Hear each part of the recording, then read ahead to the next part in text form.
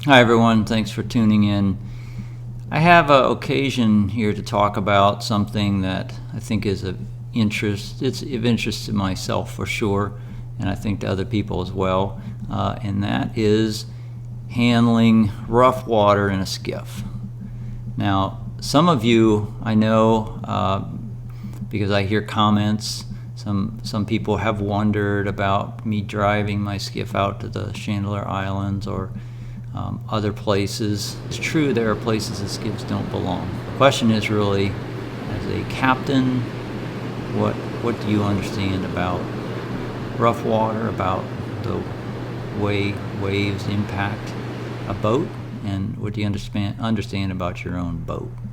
The trip was in Lake Pontchartrain. When I was there, it was about 15 knots, probably about 5 miles of open water that where the waves would have built, and so I did a crossing along the edge there, so I was impacted by those waves, and it really, I think it helps to demonstrate how I would go about dealing with the strong head seas, following seas, quartering seas, and so I'm just going to walk you through what happened and why the skiff does fine in those kind of conditions. Let me start just by telling you what skiff I have. It's an Ancona Cayenne, so this is a 17-foot skiff. It's a center console. It's a flat skiff. It's fiberglass. Here in Louisiana, our inshore waters don't get that rough because we don't have a swell.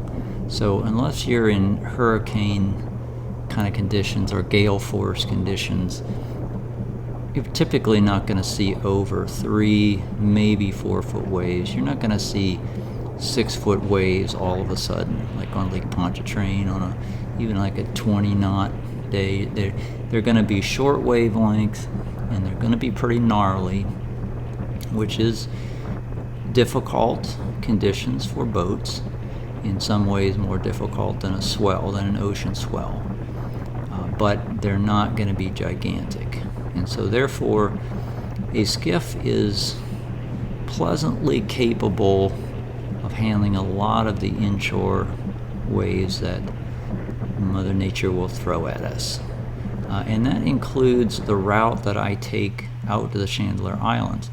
To me, that is all inshore water. Even though it's 45 miles, the island chain itself, the Chandler Island chain itself, blocks the ocean swells. So there's 5 ways that you can interact waves as far as your direction relative to the wave.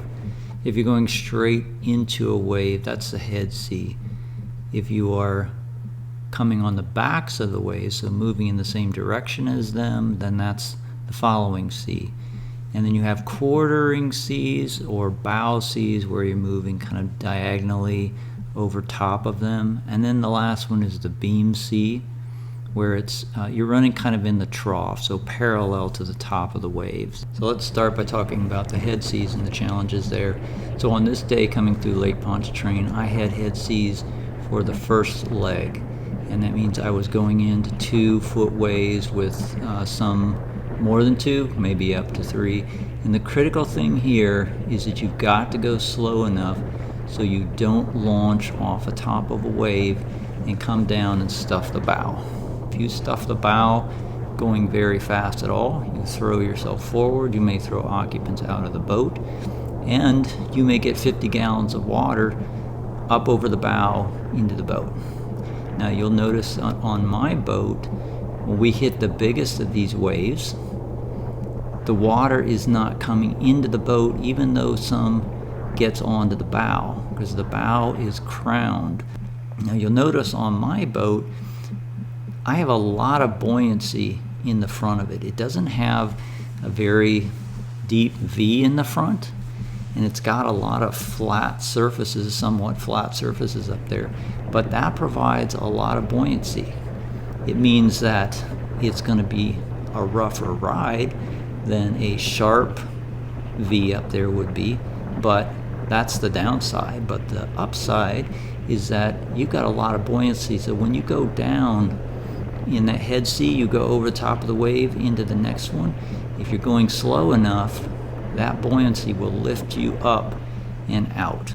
And for my boat, and I would say for many boats that are planing hulls, if you slow down, your bow automatically comes up because you kind of squat in the back. So that raises your bow, and that's what you want to do when you're running into head seas and following seas. And so for me, in my 17-foot skiff, slow in those conditions means 10, 12 mile an hour. Now on this trip, once I got through the bridge, the last bridge there, now I went to, it was almost a beam sea, maybe a little bit of quartering because I could turn. This is the easy part. And this sea is really not that dangerous. You just have to make sure you don't slam into the front or the back of a wave as you're quartering, or sometimes, you know, it can't be it's never completely a beam sea. You're always quartering somewhere, but you're going to rock side to side, but it's really pretty easy to navigate. Just don't fall out of the boat because you will be rocking some. And here you can pick up speed. You know, I never, even like this, I don't run that hard. Here I'm only going 17 mile an hour. So we had this kind of quartering, or mostly quartering seas, coming home from the Chandler Islands for that first about 30 miles, and I was running at 21 mile an hour. So finally, let's talk about following seas, and I had following seas as I completed my trip on this day. Following seas are like head seas. You've got to go slow enough so that you don't end up stuffing your bow, because you can launch off a wave top and go right into the back of another wave, and now you've got all the dangers of stuffing a bow. Now if you have a really long boat, or if there's a short wavelength, I have run across the tops of the waves of following sea at 30 mile an hour and just skimmed along the top, and it's very easy to do that in a 24-foot boat. For a shorter boat like a skiff, you may be able to do that successfully, but you've got to make sure that you don't miscalculate, because if you're going 30 and the wave was bigger than you thought and you didn't come down where you expected to, you could have a serious accident. So if you stayed this long in the video, then you like to geek out on this stuff as much as I do. I really enjoy getting out there with my skiff, dancing with the waves, always knowing what I'm doing, making sure that I get home safe. And as a parting bit of advice, if you're running smaller boats or running a skiff, slow down. Don't expect to be going as fast as a bay boat. And just know when you're running smaller boats, like a skiff like this, you're probably going to get wet in rough water, because the wind is going to be strong. It always is, and it's going to, every time you come down in a quartering sea or beam sea, it's going to blow the spray right onto you. So I just take some rain gear with me that keeps me comfortable, and warmer if it's cool weather. But I do enjoy the skiffs. I enjoy the challenge. I enjoy that I can launch my boat pretty much anywhere, and I can go amazing places with the small boat. So if you have a similar boat, I hope this was somewhat useful. And if you run a bigger boat and you just don't understand why skiffs are even out there, maybe they look dangerous to you, I hope this is somewhat informative. Thanks for watching.